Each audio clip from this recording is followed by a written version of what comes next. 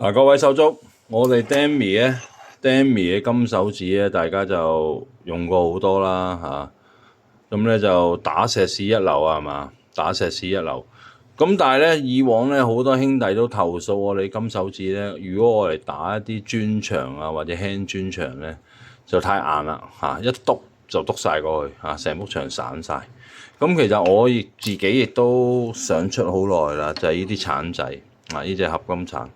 咁咧就鋼材唔同嘅，鋼材同金手指嘅鋼材唔同嘅啊。咁咧佢個耐磨度就高好多嘅。咁耐磨度高嘅時候咧，我哋就可以做得薄啲、利啲嚇。咁佢唔係攞嚟打石屎㗎嚇，大家千祈唔好誤會啊！我哋呢隻咁嘅精鋼鏟啊，我哋個名叫佢做精鋼鏟啦嚇。純粹咧係我嚟鏟啲咩咧？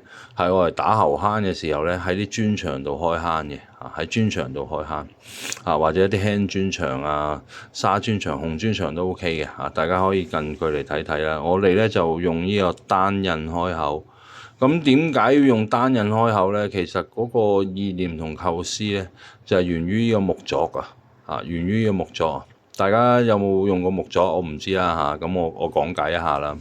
木鑿個原理就係咁啦。當我想鏟一個平面嘅時候咧，我哋用呢邊用呢邊平底嘅咁樣鏟入去啊。咁如果我哋想刨槽刨坑我哋用呢邊用呢邊咁樣斜印逼開啲嘢木鑿個原理就係咁。咁點解一般市面出嘅扁鏟咧，佢都係兩邊印咧？其實因為呢啲工具咧，以前主要係做一啲開石啊，或者我哋叫做爆石用啦。爆石用佢就係一般要兩邊斜口咧，逼開嗰件石料嘅。咁但係因應翻我哋做水電打坑嘅時候咧，其實我哋一般咧打鑿嘅方向都係單向嘅，唔係雙向嘅。所以我哋今次出呢個精鋼鏟咧，就採用一個單印口啊，我哋叫單印口嘅方式啊，薄薄地單印口單斜度，咁就係方便大家開磚牆坑嘅時候或者輕磚坑嘅時候，唔使話下一插就對穿埲牆啊。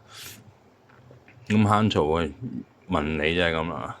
咁啊打咗我哋 Demi 嘅鋼印嘅因為呢件嘢咧都係我哋委託工廠同我哋開模做嘅當然我哋香港嘅五金品牌就早就冇咗呢個生產能力但係少少設計能力我哋都係有嘅咁咧就啱使嘅啱使嘅師兄自己上網店撳咁同以往一樣啦，我哋 Demi 有呢啲新嘅小工具產品出嚟咧，我哋都會有啲試用裝嘅。咁就由呢條片開始拍單買我哋 Demi 嘅產品，咁我送支你試下10日8日為期。咁貨量我就大把喺度嘅，不過就贈品唔好送咁多，大佬係啦，唔係好值錢嘅啫應該都唔係好貴我哋定價。咁睇翻我哋網店啦多謝各位兄弟。